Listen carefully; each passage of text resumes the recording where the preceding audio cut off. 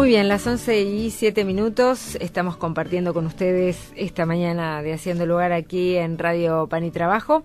Y como les decía hace un ratito, hoy viernes, día de entrevistas, estamos, o por lo menos tratamos, ¿no?, de instalar esta cuestión de conversar y sentarnos a conversar los días viernes, un ratito sobre distintos temas.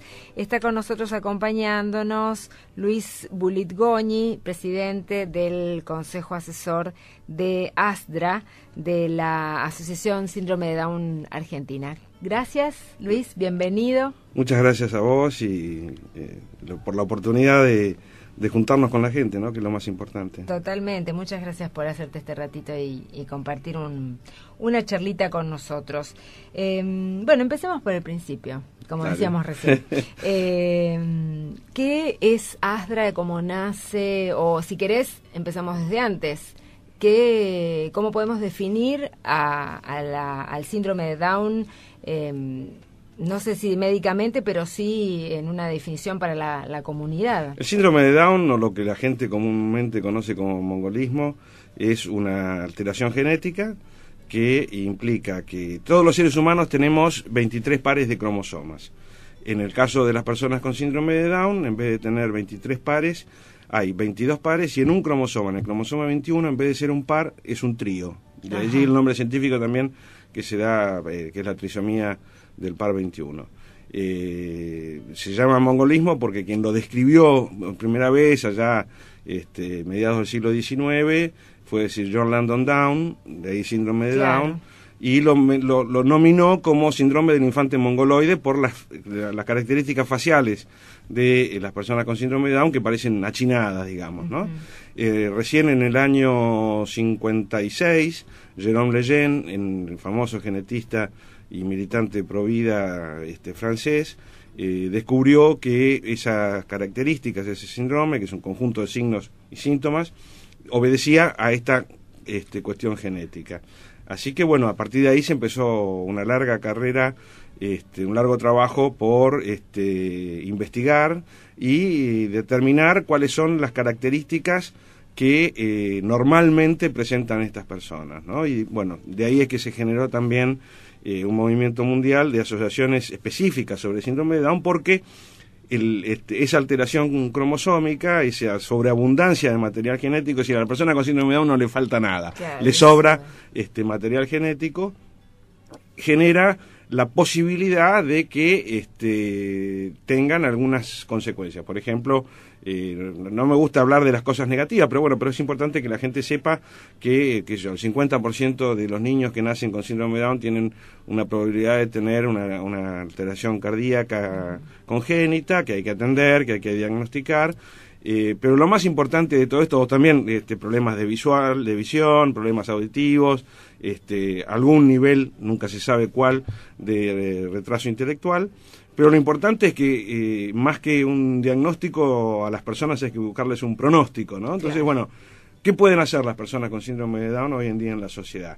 Muchísimas cosas, y dependerá de las oportunidades que la sociedad le dé para que esas potencialidades en niños, jóvenes y adultos con síndrome de Down puedan desarrollarse y puedan ser ciudadanos valiosos para una sociedad cimentada en valores importantes, como es el que cada uno tiene algo para dar. No importa su nivel social, no importa su nivel cultural, o no importa su nivel de capacidad, entre comillas, sino como individuo, como persona, con toda la dignidad que eso implica, qué es lo que puede dar a la sociedad y de qué manera puede gozar de las cosas que todos gozamos en una sociedad. Sí, totalmente inclusiva, ¿no? Absolutamente inclusiva, ese es el paradigma, ¿no? Tal cual. ¿Y cómo se generó acá en la Argentina, ¿no? La asociación, vos hablabas de muchas asociaciones que empezaron a generarse a nivel mundial, y cómo también llegas vos.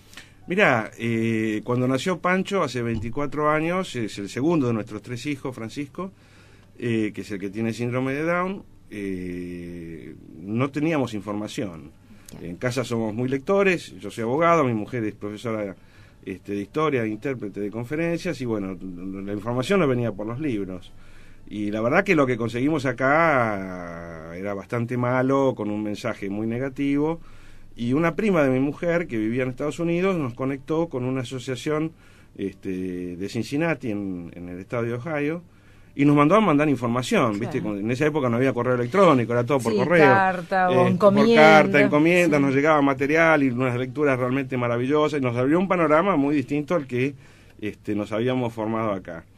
Y bueno, juntamos esa inmensa cantidad de material y nos picó el bichito de replicar ese modelo de una asociación que pudiera brindar información a los padres para que los padres tuvieran herramientas como para luchar por los derechos de sus hijos, y el bienestar de sus hijos. Tengo todo esto, ¿qué hago? ¿Viste? ¿Dónde lo pongo? Entonces, Vicky, mi mujer, publicó una carta de lectores en el diario Clarín, ofreciendo ese material. Bueno, fue impresionante la respuesta, porque obviamente había una avidez de conocer y de informarse por parte de muchas familias, que empezaron a llegar a casa tocando el timbre a pedir las cosas, ¿no? Y bueno, con muchos de ellos les comentábamos la idea de formar una asociación. Después también conocimos otras familias en un curso de ex becarios de OEA que trataba el tema de legislación sobre discapacidad, y nos juntamos también con un grupo de padres que nos acercó una profesional muy comprometida con este proyecto de inclusión. Y bueno, de allí nos empezamos a conocer un poquito, nos gustó la idea, y el 8 de agosto de 1988, hace poquito cumplimos 24 años, nació ASDRA, que empezó a funcionar en el garage de mi casa. Claro, como pasa siempre. Como pasa siempre, con una ingenuidad absoluta por parte nuestra, aprendiendo mucho durante el camino de crecimiento de la asociación. Era una época en donde no había tanta inseguridad, así que 2 días por semana, martes y jueves, era casa abierta, o sea que la gente pasaba, tocaba el timbre y entraba, y vos lo recibías en el living de tu casa a conversar con otros padres. Y bueno, de a poquito fue creciendo, empezamos a organizar cursos, jornadas, reuniones de padres, qué sé yo, fuimos creciendo, y hoy somos una entidad reconocida por lo menos por la sociedad, que tratamos siempre de hacer un trabajo muy serio en esto que es un trabajo de contención a las familias, porque obviamente todavía la noticia de recibir un niño con síndrome de Down se da a veces en una forma no muy positiva. Demostrar con nuestro testimonio de vida que la familia sigue adelante, que es importante tener una familia bien constituida, en el sentido de lazos profundos y valores profundamente compartidos, como para darle a esa persona con síndrome de Down un trampolín desde el cual insertarse a la sociedad de la mejor manera posible, darles la mayor información y a su vez hacia afuera, digamos, tratar de transmitir este mensaje y de que los profesionales en todas las áreas, en el área de salud, en el área de rehabilitación, en el área de educación, tomen conciencia de esa realidad y de esas potencialidades y de los cambios que hay que hacer en la sociedad para que la persona con discapacidad se pueda incluir, y también a la sociedad en general para que se quite ese temor de no saber cómo enfrentarse a una persona que tiene algún tipo de discapacidad. Porque es eso, ¿no? Me parece que eso que vos decís es la clave. La falta de conocimiento, ¿no? El temor se genera por la ignorancia, obviamente, por la falta de conocimiento, por el no saber.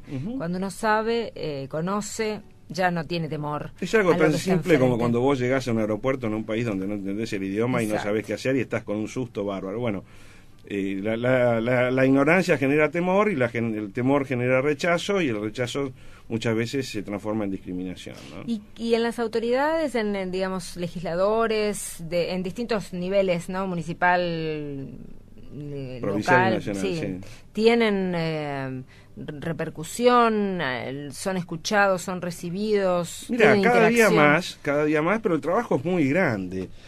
Vos pensás que en el año 2008 la Argentina ratificó e incorporó a su plexo normativo con rango supralegal, es decir, está por encima de las leyes y todavía no incorporado a la Constitución, la Convención sobre los Derechos de las Personas con Discapacidad, que, como te comentaba antes de empezar el programa, es el primer tratado de derechos humanos del siglo XXI, y eso significa que el país en todos sus niveles y en todas sus reparticiones asume obligaciones muy importantes. Y la Convención plantea lo que es el modelo social de la discapacidad. Es decir, el problema, también entre comillas, de la persona con discapacidad no es su discapacidad, sino la falta de respuesta por parte de la sociedad a esas necesidades que tiene o las respuestas equivocadas. Claro. Para hacerlo gráfico, para una persona que está en silla de ruedas y se enfrenta a un escalón, el que discrimina es el escalón por el solo hecho de ser escalón. Nosotros no estamos acostumbrados a tener una sociedad, desde lo edilicio hasta lo cultural, que sea amigable, que sea respetuosa de los derechos de la persona con discapacidad. Y pensar que un escalón discrimina a una persona en silla de ruedas, a una mamá que va con su cochecito, bebé, a una mamá que está embarazada, a una persona mayor que tiene que andar con bastón o con andador. Y nosotros seguimos construyendo escalones, o seguimos construyendo puertas por las que no pasa una silla de ruedas, baños que no son adaptados. Sí, edificios con escalinatas. Exactamente, escuelas con escalones. Entonces, digamos, recién este año se ha hecho obligatorio un menú en braille, un menú, digamos, algo tan indigno como es que una persona, por el hecho de no ser vidente, no pueda elegir un plato de comida. Te somete a una indignidad realmente lamentable, por algo tan simple como eso.